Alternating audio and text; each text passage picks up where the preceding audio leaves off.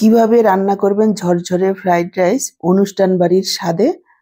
Fried rice রান্না করতে গেলে অনেকেরই সমস্যা, হয়তো ঝরঝরে হয় না, নয়তো লম্বা চাল রাইসগুলো ভেঙে টুকরো টুকরো হয়ে যায়।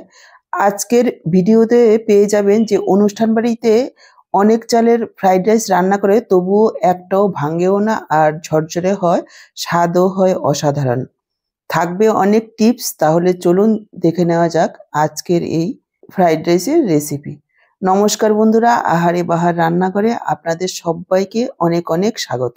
আজকের এই ঝরঝরে দারুণ স্বাদের ফ্রাইড রাইস তৈরি করার জন্য দেখুন আমি এখানে 1 কেজি বাসমতি চাল নিয়েছি। বাসমতি চাল অনেক রকমের হয়, আমি আজকে লম্বা দানাটা নিয়েছি। এবার চালগুলোকে দেখুন হালকা হাতে ধুয়ে নিতে হবে 2 থেকে 3 বার, যাতে করে যে স্টার্চ রয়েছে সেটা একেবারেই না থাকে। আর চালগুলো ধুয়ে মিনিমাম 1.5 থেকে 2 ঘন্টা ভিজিয়ে রাখতে হবে। ভিজিয়ে রাখলে কি হবে, চালগুলো ফুলবে আর একটু রাবারি হয়ে যাবে, আর আপনি যখন রান্না করবেন একেবারেই রাইসগুলো ভেঙে যাবে না। দেখুন চালগুলোকে 2-3 বার জল পাল্টে পাল্টে ধুয়েছি। যখন এভাবে পরিষ্কার জল বেরিয়েছে তখন চালগুলোকে এভাবে একটু ভিজিয়ে রাখলাম।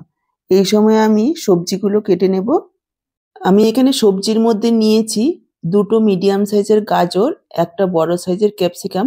ক্যাপসিকামটা পুরোটা দেব না, আর দেব 50 গ্রাম বিনস। এখানে হাফ ক্যাপসিকাম আমি দিচ্ছি। সবজির পরিমাণটা যার যার পছন্দ অনুযায়ী কম বেশি করে নেওয়া যায়। দেখুন ক্যাপসিকামটাকে আমি এইভাবে সরু সরু করে কেটে নিচ্ছি।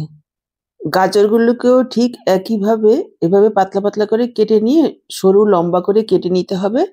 আর বিনসগুলোকে দেখুন এভাবে একটু আর করে কাটছি দেখার সৌন্দর্যের জন্য। আপনারা যদি চান এভাবে গোল গোল করেও কেটে দিতে পারেন, তাতে কোনো অসুবিধে নেই। সমস্ত সবজিগুলো একইভাবে কেটে নিয়েছি। তারপর দেখুন 2 ঘন্টা পর ফিরে এসেছি। চালগুলো ভিজানো ছিল প্রায় 2 ঘন্টা। খুব সুন্দরভাবে চালগুলো ফুলে উঠেছে। এদিকে হাঁড়িতে আমি কিছুটা জল বসিয়ে দিয়েছি। নর্মালি আমরা যেমন ভাত করি যেরকম পরিমাণে জল দিই তার ডবলেরও বেশি পরিমাণে জল দিতে হবে।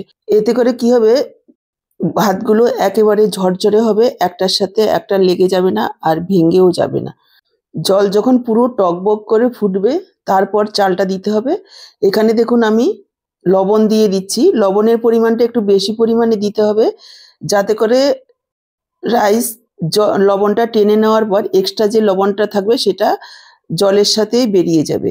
এখন যদি লবণটা একটু বেশি পরিমাণে দেওয়া হয় তাহলে ফ্রাইড রাইসটা খেতে ভালো লাগবে। আর এখানে আমি দিয়ে দিচ্ছি তেল, সাদা তেল দিয়ে দিলাম 2 টেবিল চামচ পরিমাণ, আর দিয়ে দিচ্ছি লেবুর রস। এতে করে রাইসগুলো একেবারেই সাদা ধপধপে হবে। একটা লেবুর রস দিয়ে দিচ্ছি। লেবু যদি আপনাদের কাছে না থাকে এখানে ভিনিগারও দিতে পারেন। তারপর দেখুন আমি চালগুলো দিয়ে দিয়েছি। এবার মাঝে মাঝে 2-1 মিনিট অন্তর অন্তর এভাবে হালকা হাতে একটু নাড়াচাড়া করে দিতে হবে, যাতে চালগুলো এক জায়গায় বসে না যায়। চালগুলো দেওয়ার প্রায় 5 থেকে 7 মিনিট পর আমি সবজিগুলো এর মধ্যে দিয়ে দেবো। দেখুন এখানে 1 কাপ পরিমাণ মটরশুঁটি দিয়ে দিলাম, আর যে সবজিগুলো রেখেছি কেটে, গাজর, ক্যাপসিকাম আর বিনস একসঙ্গে দিয়ে দিলাম আমি এই জলের মধ্যেই। বাড়িতে ফ্রাইড রাইস রান্না করলে কি হয়, আমরা সবজিগুলোকে ভেজে দিই, তাতে করে সবজিগুলো একেবারে চুপসে যায়, যেটা দেখতে ভালো লাগে না। আর অনুষ্ঠান বাড়িতে এইভাবে একবারে রাইসটা করার সময় সবজিগুলো দিয়ে দেয়, এতে করে দেখতে ভালো লাগে আর খেতেও ভালো লাগে। সবজিগুলো দেওয়ার পর খুব বেশি সময় রান্না, যখন ভাতটা হয়ে আসবে তখন দিতে হবে, খুব বেশি সেদ্ধ করা যাবে না। এভাবে আরো 1-2 বার নাড়াচাড়া করে মিশিয়ে দিতে হবে। আর এখানে চালটাকে পুরোপুরি আমরা সেদ্ধ করব না, 90% পর্যন্ত সেদ্ধ করব। যেহেতু অনেক চালের ফ্রাইড রাইস করে তখন ওরা 80 থেকে 90% পর্যন্ত সেদ্ধ করে, তার থেকে বেশি সেদ্ধ করলে রাইসগুলো লম্বা হয়ে যাবে, ভেঙে যাবে। এভাবে মাঝে মাঝে একটু দেখতে হবে। এইভাবে টিপ দেওয়ার সময় 2-3 খণ্ড হয়ে যাবে, তখন বুঝে নিতে হবে রাইসটা একেবারে পারফেক্ট হয়ে গেছে। তখন আমরা এই রাইসটাকে তুলে একটা ঝুড়িতে রাখবো। এখানে আমি যোগ করে দিলাম কিশমিশ আর কাজু একই সঙ্গে। আমরা যেরকম ভাতের মাড় গালি সেভাবে গালা যাবে না, তাহলে রাইসগুলো বেশি সেদ্ধ হয়ে যাবে। এভাবে তুলে ঝুড়িতে রাখতে হবে, এতে করে মাড়টা বেরিয়ে যাবে আর রাইসটাও একেবারে ঠিকঠাক হবে। দর্শক বন্ধুরা, আজকের পুরো ভিডিওটা দেখে ভালো লাগলে অবশ্যই একটা লাইক করবেন, প্রচুর প্রচুর শেয়ার করবেন। আর আপনি নতুন বন্ধু হয়ে থাকলে চ্যানেলটাকে সাবস্ক্রাইব করে সাথেই থাকবেন। বেল বাটনটা অল করে দিলে আমার দেওয়া এরকমই নিত্য নতুন ঘরোয়া রেসিপিগুলোর নোটিফিকেশন সবার আগে আপনাদের কাছে পৌঁছে যাবে।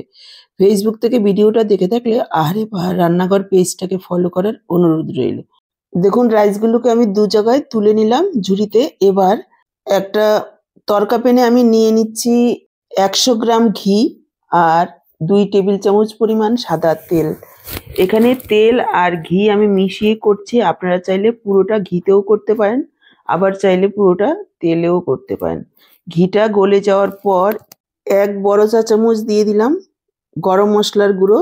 এর মধ্যে দারচিনি, এলাচ, লবঙ্গ, জয়িত্রী, জায়ফল একসঙ্গে গুঁড়ো করা আছে। এবার ঘিয়ের মধ্যে এভাবে মিশিয়ে নেব।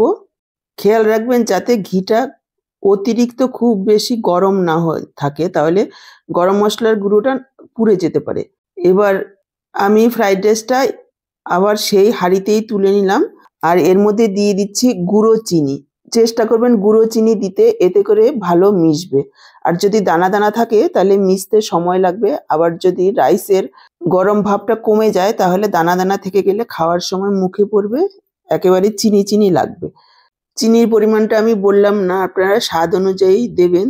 তবে ফ্রাইড রাইস একটু মিষ্টি মিষ্টি হলেই খেতে বেশি ভালো লাগে। এবার দিয়ে দিচ্ছি গরম মশলা মেশানো গরম ঘি, এভাবে ছড়িয়ে দেব। তারপর হালকা হাতে মিশিয়ে দিতে হবে। লবণের যদি প্রয়োজন হয় এই সময় দিয়ে নিতে পারেন। এবার হালকা হাতে উল্টে পাল্টে সবগুলো মিশিয়ে নিতে হবে। একেবারে তৈরি আমাদের অনুষ্ঠান বাড়ির স্টাইলে ঝরঝরে ফ্রাইড রাইস। দেখুন কতটা সুন্দর হয়েছে। এটা আপনারা যে কোনো আমিষ নিরামিষ সাইড ডিশ দিয়ে সার্ভ করতে পারেন। আমি আজকে সার্ভ করছি চিলি চিকেনের সাথে। চিলি চিকেনের ভিডিওটা পেয়ে যাবেন, লিংক ডেসক্রিপশন বক্সে থাকবে। দেখুন কতটা ঝরঝরে হয়েছে আর একটাও রাইস ভেঙে যায়নি। এভাবেই তৈরি করে অনুষ্ঠান বাড়িতে ঝরঝরে ফ্রাইড রাইস।